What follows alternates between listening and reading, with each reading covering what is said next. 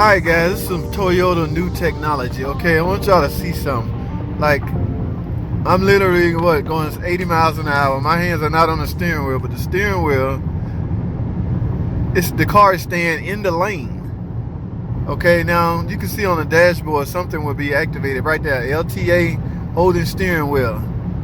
Okay, now Chrysler don't have such, maybe they do. See, it let it go right there. I had to grab it on that curve, so I don't know when it does it. So before you indulge or engage in this particular feature, you might want to do a lot of reading on it, and in all actuality, avoid it because it's still kind of new. Like, I'm not holding the steering wheel, but the car is staying in its lane. And mind you, there's not a lot of traffic on the road, so I would not be trying this if there was a lot of traffic. Okay, even when I went into a curve, the car curved right into it. See, we're going 80 miles an hour now. This truck jumped in my way, so I'm gonna let him get far up ahead and see how this system works. But it's fairly interesting. Now, I'm not sure it's a Toyota thing or just a new technology car thing. I don't know if some of the car makers have this feature. But mind you, this is a 2021 Toyota Corolla. Nothing fancy about it. It's a pretty basic model. I'm definitely not going to do it in between. This is a 2-lane freeway. I got 18 wheelers on the side. Definitely don't want to veer over into that area. But when I get into an area where I'm just rolling, I'm going to see.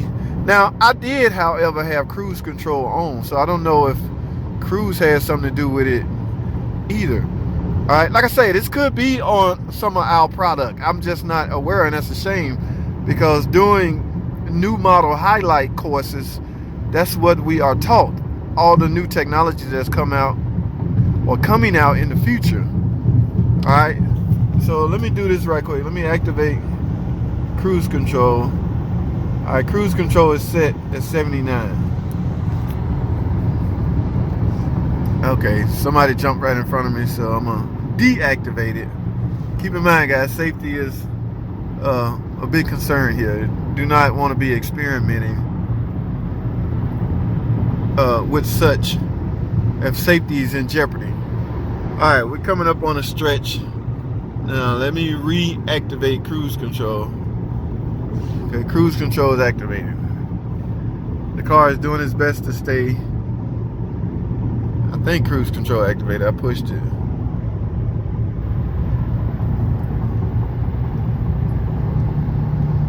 Oh, I was activated. So hold on. Let me set. There's not much traffic on the road. Let me set cruise control. Alright, set. Now it's set.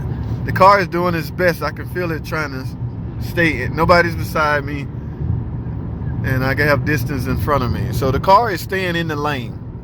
Now, even with that, and I try to change lane on my own, the car will fight me trying to stay in the lane. Okay, so there's some technology going on, guys. I don't know if we ready for this as a country or as a people. Okay, you don't want to get extremely lazy, and you don't want to get too comfortable. That's why I'm against cruise control from that standpoint. It makes you extremely comfortable. And you do not want to be relaxed and comfortable going 80 miles per hour with no body action, no foot action. If your feet is busy holding the accelerator pedal, there's a potential chance that you will not be sleepy or fall asleep because your body is in motion somewhat. So cruise control, in my opinion, keep in mind, this is my opinion, it helps you be lazy a little bit and you get too comfortable. It's like riding a motorcycle with your feet cocked up. You're just extremely comfortable, and that is a dangerous situation to be in at 80 miles an hour.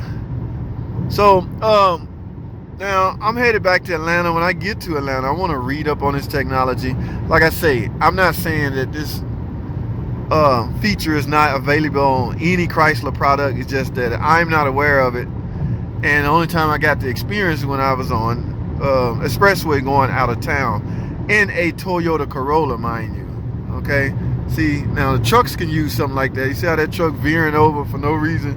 I don't know if he's sleepy or not, but I do not want to be beside him. See, you can hear bells going off when I do that. Now, it might be some kind of sensor that can detect heat, body heat on the steering wheel, because it will tell you to grab the steering wheel. Alright guys, so we're going to talk some more about this feature.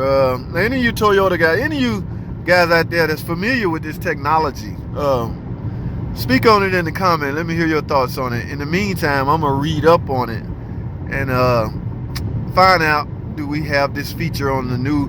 Now I'm sure the Wrangler gonna come with every piece of new technology is out there. The new Wrangler that's coming out, remember I debuted, or I showed you guys that at when I went to the car show. That vehicle will have likely every piece of new technology that's known to man that's in today's model cars. All right, so I'm almost certain that will happen, but is it necessary? Okay, we're becoming lazy as a nation, guys, so you have to decide if you want to utilize these features or not. All right, now if they're not being used, just for, say for instance, start stop, a lot of people do not like that.